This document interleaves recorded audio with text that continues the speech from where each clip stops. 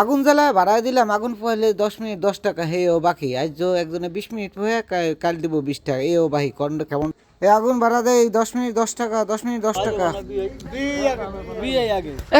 বিয়েটা কি সৃষ্টি করে রাখছে ওর আগে, হে ওর আগে, হ্যাঁ আল্লাহ পাক বিয়ে সৃষ্টি করে রাখছে ওর আগে, নাহলে কপালে মিলে লোক। এ আগুন পো 10 টাকা করে, 10 টাকা করে আগুন পো 10 টাকা করে, 10 টাকা করে, 10 টাকা করে।